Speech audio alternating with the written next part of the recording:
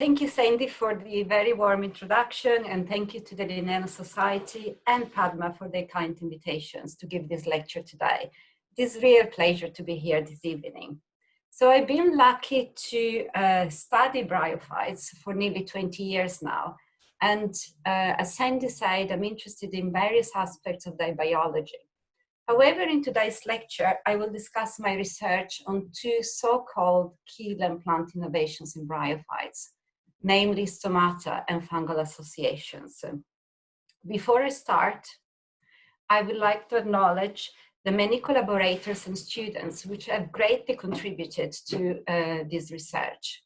These are all listed on the slides, but in particular, Jeffrey Duckett at the Naturalist Museum and Karen Rizzalia at Southern Illinois University for research on stomata, and Katie Field and their team at University of Sheffield, and Martin Bidartondo and his team at Imperial College for all things fungal. Also gratefully acknowledge his financial support from NERC and the Livarium Trust. So what are bryophytes and why are they so important? Here comes a very brief introduction on bryophytes. So bryophytes comprise three distinct groups of land plants: the liverworts, shown here on the left, mosses, and hornworts. They're unified by two communalities. One is the life cycle, and one is poikilohydry. So bryophytes, differently from all other land plant groups, in bryophytes it is the haploid gametophyte generation, which is the dominant generation. So this is recognizable in the field by freely branching leafy in some liverworts and mosses, or thalloid in some other liverworts and in hornworts plants. On the other hand, the diploid sporophytes is transient and largely dependent nutritionally on the gametophyte. So here we see the lovely sporophyte in a moss, and here the characteristic hornwort sporophyte, horn-like sporophytes in the hornwort. Poikilohydry, the equilibrations of the internal water content on the plant with that of the surrounding air, it's an ancestral trait of land plants. So bryophytes have retained vegetative desiccation tolerance, that is the ability to rapidly lose water and enter a state of suspended animation, only to quickly resume metabolism as soon as water becomes available. Now, there are different degrees of desiccation tolerance, but this is quite unique of bryophytes, whilst the majority of other land plants have lost this ability and only retain desiccation tolerance in their reproductive structures. Bryophytes are also very important, play major roles and are key contributors to the functioning and biodiversity of many terrestrial ecosystems. They occur on all continent and land masses, including Antarctica, and they occupy highly diverse environments, as shown in these slides. These range from the aquatic all the way to the desert.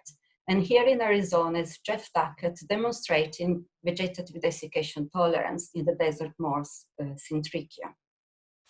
However, more importantly, at least in the context of today's lecture, is that bryophytes have a very long evolutionary history, with the origin dating as far back as 470, 480 million years ago, at the dawn of plant terrestrialization.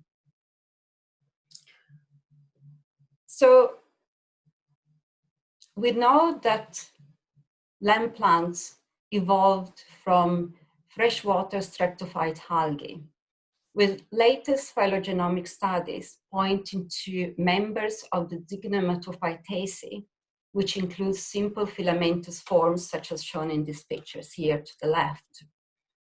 So the question is, how did the first plants adapted to terrestrial life from the aqueous environment to an gaseous medium to achieve the huge diversity and become the major success story as we know it today?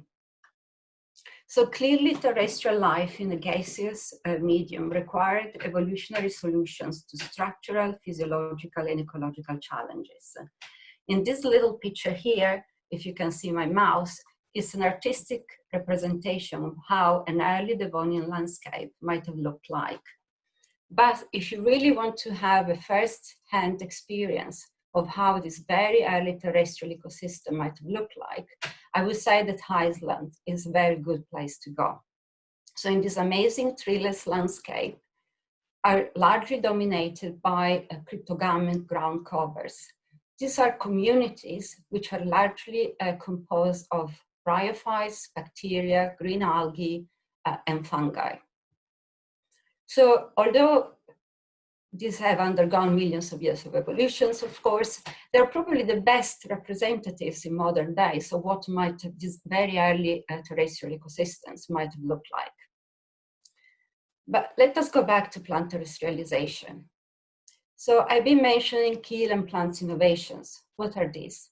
Well, the evolutions of these key innovations in the plant body plan, which include a waxy cuticle, stomata, fungal associations, vasculature, and a rooting system, allowed the first plants to conquer and diversify on land. Focusing in particular on our two key plant innovation, stomata and fungal associations, we know that these were present very early on in inland plant evolution. We know this because we find beautifully preserved structures which are almost identical to those in modern plants in fossils, which are 400 million years or more old, such as those from the Rhine chert. So here in the bottom left image, we have an ancient stoma, indistinguishable from that in a modern plant, at least superficially. And here to the right, instead, in this image, you might see these little tree-like structures. These are fungal structures formed in the cells, the prostrate rhizomatous axis of the fossil Bryophytum. Now, these little tree-like structures are identical to the same structures called arbuscules, small trees, which are formed by modern arbuscular mycorrhizal fungi in the Glomeromycotina. So, of course, fossils can give us wonderful information about the occurrence and how far back the structures occur during the evolution of land plants, but we can't really experiment with them and answer questions with regards to function. So here is where really bryophytes come into the picture. Because of their key evolutionary position, which I mentioned earlier, bryophyte can provide us with unique insights into the origin and evolution of this key and plant innovation. However, and there is always an however, interpreting what we learn from bryophytes in the wider context of land plant evolution is not without problems. A major obstacle today is that the phylogenetic relationships, both amongst bryophytes, the three bryophytes groups, and with respect to vascular plants, remain highly contentious. The resolution of these is essential to understand the origin and early evolution of land plants, and is also critical for testing hypotheses of character evolution. As I will discuss in a moment, a lot of progress has been made lately, but major questions still remain. So another problem or impediment has been the lack of model system for bryophytes. Well, we have had Physcomitrella patens, the moss Physcomitrella patens, as a well-established model organism for a long time, but others for liverworts and hornworts have been lacking. But this again, there are major development in this area, with model system being developed also for these other groups. So what are the major controversies surrounding the phylogenetic relationship of bryophytes and vascular plants? Well, every sort of permutations have been put forward so far. I borrowed this figure from a recent paper, just to show you that until recently, the generally accepted hypothesis, or the more accepted hypothesis, was that of a bryophyte grade with liverworts as sister to all other land plants and hornworts as sister to the vascular plants. this line here represents where the problems really are. Also in this figure, I mapped the distributions of our two key land plant innovations on the bryophytes. So we can see that fungal associations, this purple little picture, occurs in liverworts and in hornworts, but association with fungi are unknown in mosses. Conversely, stomata are present in mosses and hornworts, but are absent in the liverworts. Against this hypothesis of liverworts as the sister group to all other land plants, recent molecular studies have found instead increasingly strong support for mosses and liverworts forming a clade. However, major questions still remain with regards to the position of hornworts and whether bryophytes form a monophyletic group. So recent studies such as the Patrick et al. Paper in 2018 and others indeed have been able to reject a lot of the permutations put forward in the last decades. However, three possible topologies still remains. In the one depicted here in the center is that hornworts are sister to the liverworts and moss clade in monophyletic bryophytes. Here at the top, hornworts are sister to the remainder of the land plants, and here at the bottom is hornworts as sister to the vascular plant. Of course, the hypothesis that mosses and liverworts form a natural group has major consequences for our interpretations of character evolution, especially sporophytic characters. So it has been argued that, for instance, the absence of stomata in liverworts does not necessarily represent an ancestral absence of this character, but might, in fact, be the results of secondary losses. I should point out that these molecular studies are in agreement with early cladistic analysis, which has found a lot of similarity at the morphological level between mosses and Aplometrium. And here I just showed these two spectacular plants, which are the two basal taxa in mosses, Tachycia and Aplometrium. I won't go into the similarities between the two, just pointing out this rhizomatous, rhizodless axis, underground axis, which are present in both. So keeping these problems or issues with regards to the position of phylogenetic relationship of bryophytes and between bryophytes and vascular plants, let us now consider our two innovations, starting with stomata. Stomata are tiny pores in the plant epidermis, which are generally bordered by a pair of guard cells. They regulate water loss and photosynthetic carbon gains by opening and closing. This opening and closing movement in angiosperms in flowering plants is actively regulated by changes in turgor pressures, which are mediated by potassium pumps. Active closure can occur in response of an increase in the stress hormone abscisic acid. In order for this active control mechanism to occur, the one cell spacing rule must be applied. That is that the stomatal complex each stomatal complex must be separated by at least one non-stomatal cell. Carbon dioxide is also a key activator of stomatal movement and development, and it has been noted that in some, at least, living plants, there is an inverse relationship between density on stomata and levels of atmospheric CO2 concentrations. Because of this, stomatal density are used as a proxy of past atmospheric CO2 concentrations. There is a but here, however, that we need to know more about the development and the function of stomata across groups before we know really how far back in Earth history this proxy can be applied.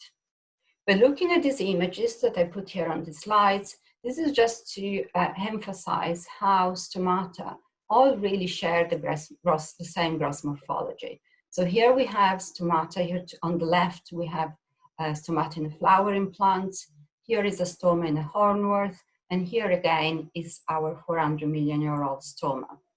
Same gross morphology, but what about development and what about function? Another point that I should highlight is that a lot of research on stomata is really focused on the guard cells surrounding the pore, and little or no attention has been paid to another part of the stomatal complex, which is the subtendon system of intercellular spaces, here shown below the stomatal pore. A little bit more about this later. So stomata occur in all land plant groups except the liverworts. In vascular plants, they occur in vegetative organs, mainly leaves of the sporophyte. In bryophytes, they are restricted to sporangia. And this is similar to what we see in early fossils, where stomata are found usually on the leafless axis, shown here in the bottom right image, bearing terminal sporangia. So if we look at this cross section through this axis, here we see the little stoma. Interestingly, in fossils, stomata seem to occur also on gametophyte. So when it comes to the stomata evolution, there are two main questions that require answers. And bryophytes, so studying bryophytes, are really helping us to address these two major questions. One regards the origin of stomata. Are we looking at multiple or a unitary origin? I would say that unitary seems to be the answer, and there is very, very much a lot of consensus to this. So I will not focus on this aspect of stomatal evolution today, but I rather instead focus on where the real controversy is and is still raging, and it's all about function. When it comes to the function of stomata, there are two main hypotheses which are contrasting. One, posited stomata evolved once in the common ancestral land plants, and that their role and regulations are conserved across all land plant lineages. That is to say, ancestral and modern stomata share the same function in gaseous exchange and therefore respond to the same internal and external stimuli. The opposite view instead proposes that early stomata and stomata of living extant divergent clades of land plants are not actively regulated. They have a different function. So in this hypothesis, the idea is that the acquisition of active control mechanisms, which we see today in flowering plants, occur gradually as plants diversified. I should say that implicit in the hypothesis of early acquisition of active control mechanism, this hypothesis is based primarily on sequencing work, showing, for instance, orthologs of flowering plant stomata developmental and functional genes in bryophytes, but with little evidence coming actually from how this structure function in bryophytes. There have been a few studies conducted on the function of bryophyte stomata that seem to indicate that these structures in bryophytes indeed function like those of flowering plants. So we set off really to answer these questions. How do bryophyte stomata function? Well, starting with hornworts. Before we even start manipulating and experimenting on hornwort stomata, there are some important and striking differences that clearly separate hornwort stomata from those of the vascular plants. One striking difference is certainly the very low density. So here are, I don't know if you can just make them up, stoma scattered along the sporophyte. This is a scanning electromicrographs of a hornwort. Densities range between 2, perhaps 26 stomata per millimeter square. Not bad, but when you compare this to the number we see normally in vascular plants, up to 1,000 stomata per millimeter square, the difference is huge. Also differently from flowering plants, we see no correlation between the size of the guard cells and genome sizes. Further, we've shown that in hornworts there are no changes, so hornwort stomata are non-responsive to elevated CO2 concentrations.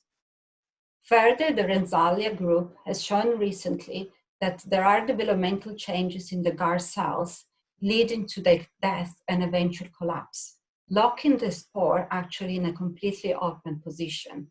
So if we look at this diagrammatic representation of an hormosporophyte here on the right, what we see is that in this, at the base of the sporophyte, just in the structure called the involucre, or just above it, stomata are closed, so pore formation still have to occur, as we see here on the left in the scanning electromicrographs. Further along the sporophyte, usually in the 1 centimeter above the involucre, stomata are leaving and pore is open, as shown here to the left. Finally, guard cell begins to degenerate until they die and collapse.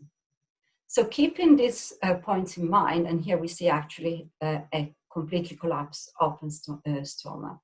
So keeping these points in mind, we set off to answer the question. We asked the question, do hormostomata really respond to the same stimuli, including abscisic acid, desiccations, and so forth, which are known to close stomata in flowering plants? We did a lot of experiments on hormostomata, summarized here. So here on the top left is just a summary of all the measurements we took, in excess of 9,000 measurements. And here are the same data analyzed statistically. So we treated hormostomata, we exposed them to abscisic acid, desiccation, darkness, and plasmolysis. And what we see from this figure on the right is that really we found no responses to any of these treatments in hormostomata. We did find indeed a small reduction in response to desiccation in both species we analyzed. But then again, we noted the same reduction in width also in the adjacent epidermal cells, which tell us that these small reductions are probably just in response to generous shrinkage of the capsule. We also looked at possible potassium fluxes between epidermal and guard cells to see if potassium pumps might be responsible for any movement. We found no evidence for this whatsoever. So I have highlighted in the bottom left figure in green some results. We have higher potassium peaks or concentrations in the guard cell of an unopened stoma when compared to those of a newly opened stoma. So this rules out any potassium fluxes involvement in stomatal opening. So what do we make of these results? Where we also looked at the development of intercellular spaces in hornworts sporophyte. You remember I mentioned a little while ago that intercellular spaces have been neglected. Where what we found that in hornworts, differently from vascular plants, there is initially a liquid fill stage in the ontogeny of the intercellular spaces.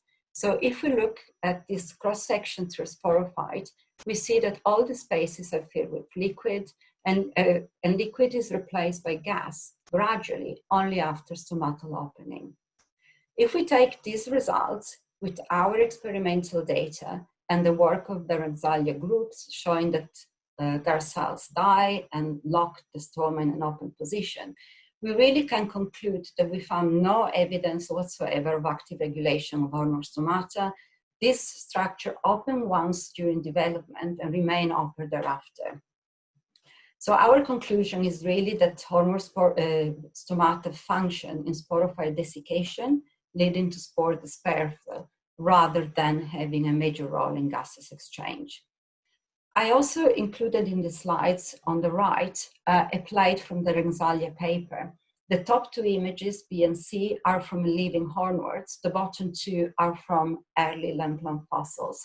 So what this group found is that, well, striking similarities between the two, but also that this collapse stage in the guard cells also occur in very early plant fossils. So of course, we don't know what happens to the intercellular spaces in these fossils and the development, but it is intriguing. This major similarity might suggest that similar developmental events also occurred in these very early fossils. So what about mosses then? Well, if we look at mosses, we find many similarities with the stomata in hornworts and major differences with those of vascular plants. In mosses, again, there is no relationship between stomata and genus sizes. Again, this structure do not respond to elevated carbon dioxide concentrations. This one cell spacing rule, which I mentioned earlier, also doesn't seem to apply whatsoever. So here at the top, we see two stomata, one next to the other, in the model moss Viscomitrella.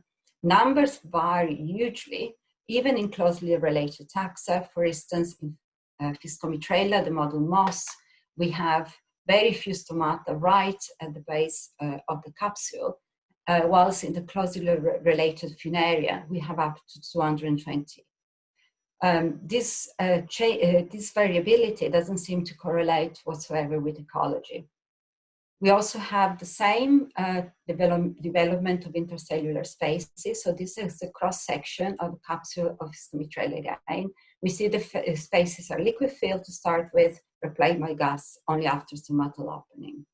Also, the distribution of stomata in mosses is interesting because stomata are completely absent at the base of the moss tree, and structures superficially similar to stomata in sphagnum are actually pseudostomata. These structures do not have a through pore, nor subtending intercellular spaces. So we went on to ask the same question we did with hornworts, also with moss stomata. Do they function the same way as those of flowering plants?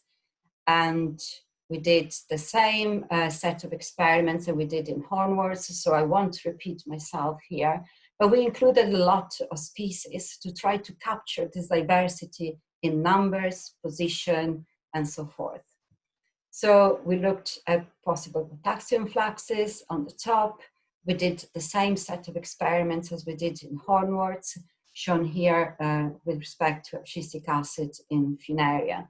And we found absolutely no evidence that stomata in mosses function are actively regulated or function in gaseous exchange. So really our conclusion for when it comes to moss stomata are exactly the same as what I've mentioned to you for hornworts. So moss stomata are also not actively regulated, they open once and remain open thereafter, and they function most likely in sporophyte desiccation, leading to spore dispersal. We've also seen the same similar maturational changes in the guard cell walls. So these again, as they mature, they become elastic and unable to open, to move. So our research and our data on stomata clearly showing that they're not actively regulated clearly offer strong support for the hypothesis of gradual acquisition of active control mechanism, as also supported by data on spore-producing vascular plants. Recently, it has been suggested that, okay, stomata in bryophyte might be simpler than those of vascular plants, but this is the result of reductive evolution from a fully functional ancestral stomata to what we see today in bryophytes. Well, this hypothesis is very intriguing. However, I would say that implicit to it is bryophyte monophily, which we don't know, it remains unresolved. And also this idea is difficult to marry with the distribution of stomata in mosses, which I showed to you are absent from the moss basal clades. And also the lack of active regulations that seems to occur in early vascular plant lineages. Certainly the structural data comparing hornwort stomata with those of fossils is intriguing. We don't know what happened to the intercellular space development in these fossils, but it is certainly a possibility that early plants stomata had the same function in sporangium dehydrations as we see today in modern bryophytes. Well, there are still a lot of questions, of course, that remain to be answered, and expanding genomic resources and resolution of the position of hornworts in the land plant phylogeny will certainly help us to answer these questions. We also need more data on development, including wall chemistry, and the identifications of genes that might specify also structural features of the stomatal toolkit. Right, so enough about stomata now. I will move to the second key plant innovations that I would like to discuss with you tonight. Fungal symbiosis.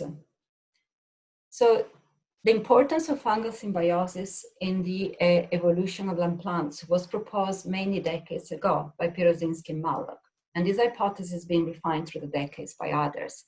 But the idea here is that the first land plant, which were small, without true roots, form associations with soil fungi, which allow them to obtain nutrients, mineral nutrients, from very poorly developed paleosoils. These associations, therefore, are seen as key for plant colonization, for the colonization of lands by plants, and for land plant diversification.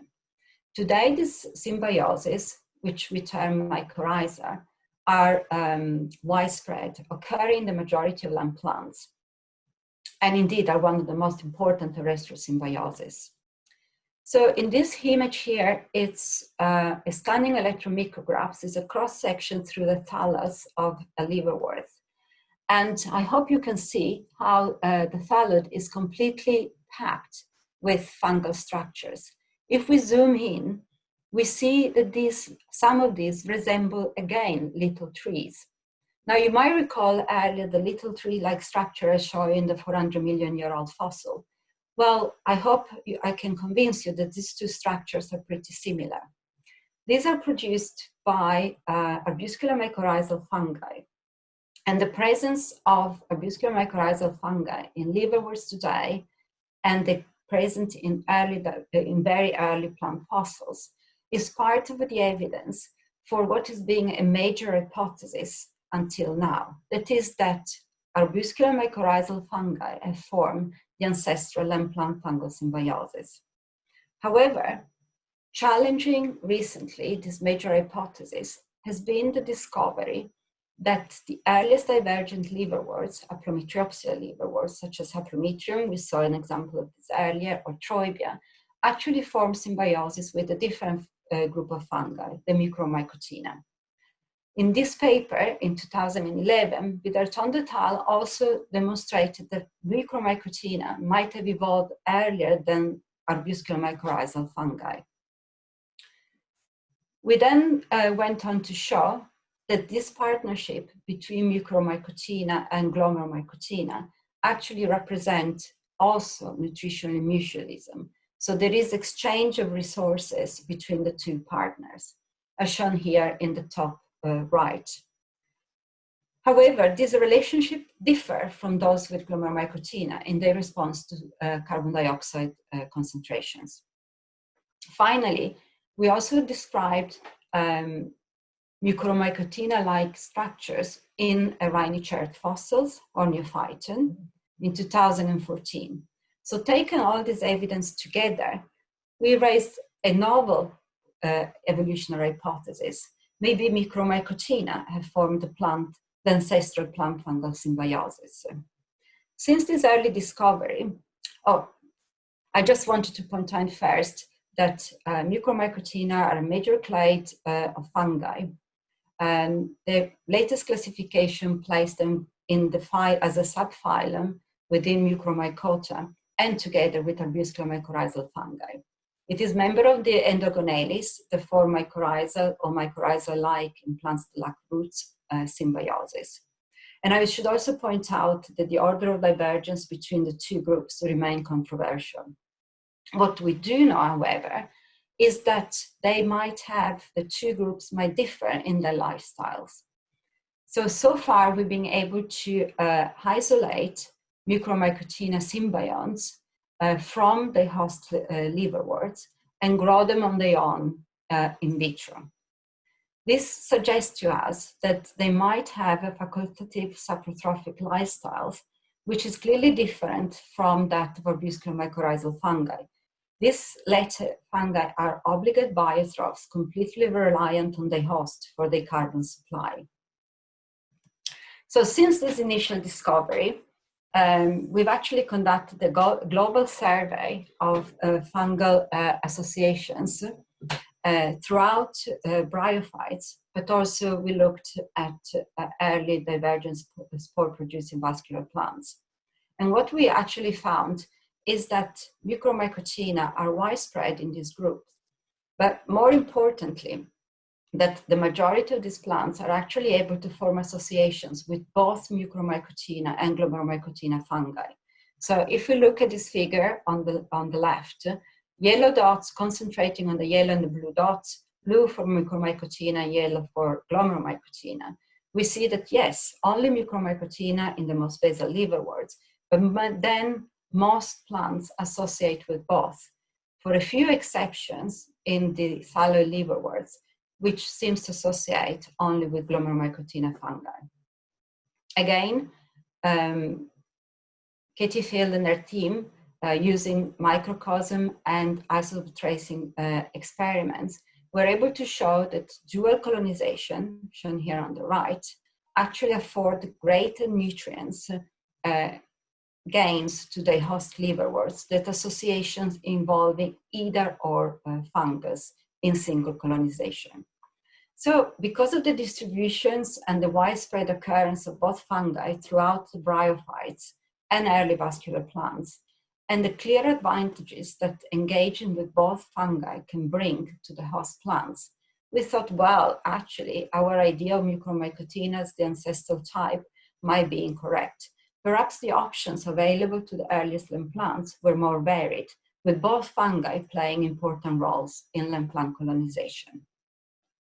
One thing that I should point out here, that because these fungi co-occur in the liverworts, it's difficult to dissect the contribution of each fungus to the host plant. Having said that, however, if you remember, I mentioned that they might have very different lifestyles. So we were really interested to test the hypothesis that Mucormycotina fungi might be able to access different nutrients, or especially nutrients from organic sources. So we went on to test this hypothesis also through microcosm and isotope tracer experiments, taking advantage of the fact that some plants, some liverworts only have Mucormycotina, others only Glomeromycotina symbionts, and others again form dual colonizations. I won't spend much time on this slide because this work has recently been published and is out there. So therefore, only to point out that what this work shows is that when Mucormycotina fungal partners were allowed access to organic nutrient sources provided in the form of algal necromass, only Mucormycotina fungi, whether in single or dual colonizations, were able to provide to the host substantial amounts of nitrogen, whilst Glomeromycotina provided a lot less of this nitrogen. So this is an important discovery because it really pinpoints the major difference, potential major difference between the two fungal groups. So this suggested to us that the two groups of fungi might actually be distinct, yes, but also complementarity in their function. So very well, this is very interesting and very important and informative as far as the evolution of this plant-fungal symbiosis is concerned. Again, this idea reinforced the idea that indeed ancient plants, by forming symbiosis with both fungi, it was advantageous for these early organisms. What changed the picture, and please indulge me here because I have to introduce yet again another group of fungi, was the reclassification of fine root endophytes from the Glomeromycotina into the Mucormycotina. Now, fine root endophytes, or FRE for short, are a group of fungi that have been largely neglected for the last 50 years. They've been known to occur in many ecosystems and across vascular plants, although their function wasn't clear. It was assumed, because they were thought to be avuscular mycorrhizal fungi, that they will have also a role in phosphorus nutrition. They are differently from the rest of Glomeromycotina. These fungi, as the name suggests, are characterized by very fine hyphae, small vesicles, and are thought also to produce arbuscules. But what is the function, therefore? So the discovery that they actually belong to the Micromycotina is quite a major one, because it suggests to us that Micromycotina are not restricted and important only for bryophytes and early vascular plants, but might actually be widespread throughout the plant phylogeny. However, how do you go about demonstrating what the functional role of this mFRE, for short, is in vascular plants? This is difficult to establish because they co-occur with arbuscular mycorrhizal fungi in the same host plant. However, we identified one vascular plant, the Lycophyte Lycopodiella undulata, this seems, at least at the sites that we have sampled, to engage only with Micromycotina fungi. So we carried out similar experiments to see whether these associations also represented a mutualism with exchange of nutrients and what was the nutritional role of this fungi. And as if you can see in the top right image, we indeed show that there is exchange of nutrients between mFRE and vascular plants, and especially nitrogen. Sequencing work at Imperial College also demonstrated that the same Micromycotina fungi occur in lycophytes, our Lycopodiella, liverworts, and also angiosperms, all growing in the same site.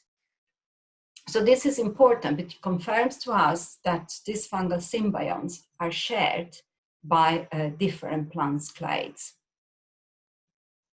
We also looked at cytology. You remember I told you that this fungi FRE had largely been recognized on the basis of morphology. So on the top left image, this is a Trypan slides, comes from the Orchard et al. Paper.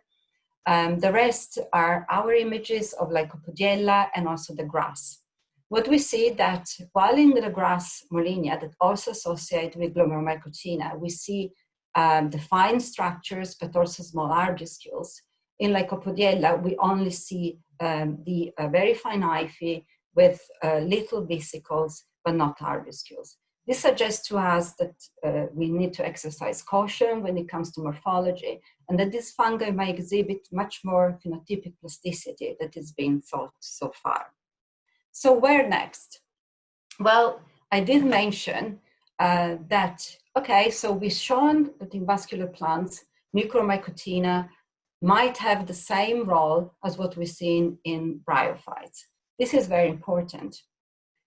And that the same mFRE occur throughout different plant groups. Again, a great achievement. The only problem and obstacle now has been that flowering plants, when it comes to flowering plants, so the question is what we see in bryophytes and early vascular plants also extend to flowering plants? And the answer is being, well, we don't know, because we don't know of any flowering plants that only associate with Micromycotina fungi. But we think we now resolved these major obstacles because we've been able to use our fungal isolates. And here on the top row, I show the culprit growing on agar. And we've been able to reestablish the symbioses in vitro. So we use little axinic seedling, here shown in clover. You grow them on the agar happily, you introduce the fungus, and after a few months, you have colonization of the roots, as shown here by Trypan blue staining. And Katie Field is being able to work a magic and actually use isotope tracing to start and seeing if there is transfer of nutrients. Now, lockdown came in the way, so far we only got results for phosphorus, but our preliminary results show that indeed these fungi also exchange nutrients with flowering plants. So this opened really incredible new opportunities for us. So in conclusion, we've shown the dual colonization involving both fungal groups are widespread throughout the plant phylogeny. We know that the same fungi of liverworts also colonize vascular plants and indeed including flowering plants, and form nutritional mutualism with early vascular plants definitely, but with this preliminary data suggested that the same is true in flowering plants. Different lifestyles between Mucormycotina and Glomeromycotina symbionts translate into different nutritional benefits afforded to the host plants. This is incredibly important because we see complementarity of function between the two fungal groups. Does this complementarity of function and its role in plant nitrogen nutrition extend to the flowering plants? This is a major question because, of course, flowering plants include major important crops. Well, certainly the development of this in vitro experimental system to complement studies on field collected plants will help us to characterize the biology of the flowering plants and symbioses at the morphological, physiological, and genetic level, all the way through the application, the possible applications of these symbionts into sustainable agricultural practices. So exciting times ahead. And I think on this final thought, I thank you all very much for your attention and I welcome any questions. Thank you very much, Silvia. Thanks a lot, Silvia. For an amazing talk, full of great information. So Hannes Becker has asked, oops, it's kind of gone away, has asked a question about stomata size and genome size. And he says, unexpectedly, they do not seem to be correlated in the hornworts. Might that be because the hornwort genomes tend to be small? So does that correlation hold for bryophytes? No, we don't see any correlations, and it's the same in mosses. Mm-hmm. Okay, I think Sandy, you had a question. Yeah, I had a question of what do you think made the stomata, is there stomatal loss in the gametophytes of bryophytes from the fossils? Because the fossils had stomata on the gametophyte, whereas they're not on the gametophyte in any extent, bryophytes. Well, this is a very good question. Well, bryophyte, moss have single cells with a few exceptions, leaves obviously in the gametophyte, and liverworts and hornworts have all sorts of pores, but these are different. It's been shown to be completely different from stomata. It is a very good question, and I think it is to do with function. So they had a different function, and that was also in and therefore we don't have stomata in gametophytes or bryophytes. And that this is also very interesting questions, because we recently brought a paper actually as to why mosses like Polytrichum, which actually have vascular tissues, are not taller, and they clearly want to be tall because they are one of the tallest mosses we have, actually are not. There's a question here from David Hill. Is there any difference in fungal association between the gametophyte and sporophyte stages in lycophytes? I didn't include this because of lack of time. So we have the same symbionts. The colonization is reestablished. So when you have at the gametophyte sporophyte interface, there is no transmission of the fungus. And the morphology also varies. So in the gametophyte of lycophytes, we have intercellular spaces, which are mucilage fields and are similar to the same we see in early divergent liverworts, such as Troibia. And so the fungus here takes a different morphology. So I showed before the typical fine hyphae with a little small vesicles. But in the intercellular spaces, the fungus actually proliferates, loses the little vesicles, and become almost semi-parenchymatous with this huge extended hyphae. And we see, as I say, the same in Troibia. And also in the gametophyte, we see all sorts of different sizes. So there is clearly, you know, when I say that these fungi have a lot of phenotypic plasticity, there is certainly a lot going on. So actually categorize them just as fine hyphae producing tiny arbuscules is actually incorrect. We do have a lot of questions, so maybe you have time for a couple more. Here's a question from Sebastian Chornak. Are the fine... Yes. Okay, you know him. Okay. Are the fine root endophyte fungi colonizing the grass and the lycophyte the same? In other words, can they connect different plant species, or are they different fungal isolates? Some we've shown that they are the same. So they're the same fungal isolates. I think we can allow one last question from Teresa Bouquet. Do you have any hypothesis as to why mosses don't associate with fungi? Yes, although we have no experimental evidence really. So this is an idea that's been going on for a long time really with mosses and fungal associations. I should say that when I say don't associate with fungi, I mean these intimate partnerships where there is exchange of nutrients and the living cells of the plants are colonized by the fungus. So mosses, like a lot of other organisms, interact in many wonderful ways with fungi.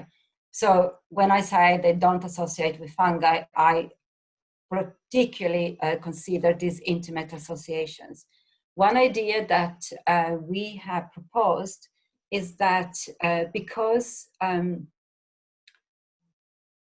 mosses produce a system of multicellular rhizoids that actually the finer ramifications of which are down to a few microns in diameter.